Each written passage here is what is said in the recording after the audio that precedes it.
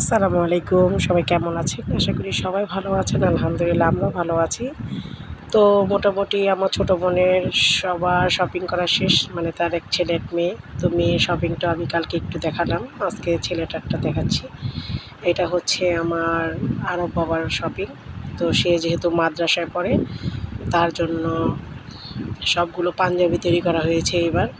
তো এখানে প্রায় ৫-৬টা পাঞ্জাবি তৈরি করেছে আর সাথে পরার জন্য কিছু টি-শার্টও আনা হইছে। তো যেহেতু ও বেশিরভাগ সময় মাদ্রাসায় থাকে, তো মাদ্রাসার যে আরামদায়ক পোশাকগুলো আছে সেগুলোই ঈদ শপিং হিসেবে বেশি আমার বোন সিলেক্ট করেছে। আর এই ক্যাপটা তার জন্য আনা হয়েছে। আর পাশাপাশি সে তার বিছানার চাদর, তারপর জানালার পর্দা সব কিছুই মোটামুটি শপিং করে ফেলেছে। প্রতিটা বছর আমরা ৩ বোন একসাথে গিয়ে নিউ মার্কেট, বসুন্ধরা, তারপরে চাঁদনি চক অথবা ঢাকার দিকেই রাজধানীতে মানে সবসময় একসাথে শপিং করা হয়। কিন্তু দেশের যে পরিস্থিতি এখন মোটামুটি খুবই খারাপ একটা অবস্থা।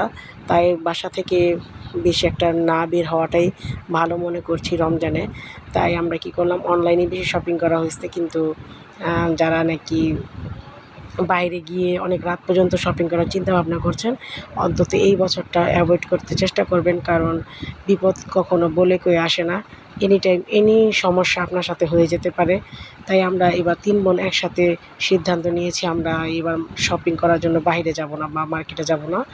তো আশেপাশে যার যেখানে মানে যেখান থেকে পারেন শপিং টুকটাক করে ফেলবেন। তো যেহেতু আমাদের বাড়ি নদীর এই পার, মানে আমার বোনের বাসা নদীর এই পার কেরানীগঞ্জে।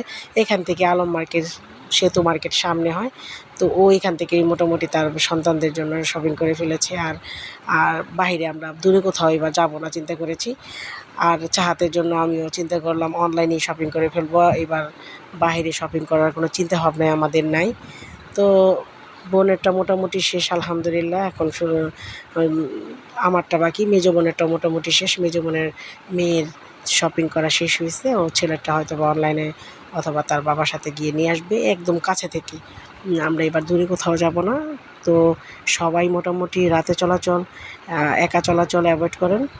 বিপদ বিপদকে এবার একটু মানে বিপদে এবার সবাই একটু সচেতন থাকেন। আর অবশ্যই ভালো থাকেন। সবার ঈদই সুন্দরভাবে কাটুক, সবসময় মন থেকে দোয়া করি। তো সবাই ভালো থাকবেন। আল্লাহ হাফেজ। অবশ্যই আমাদের জন্য দোয়া করবেন, আমাদের পাশে থাকবেন।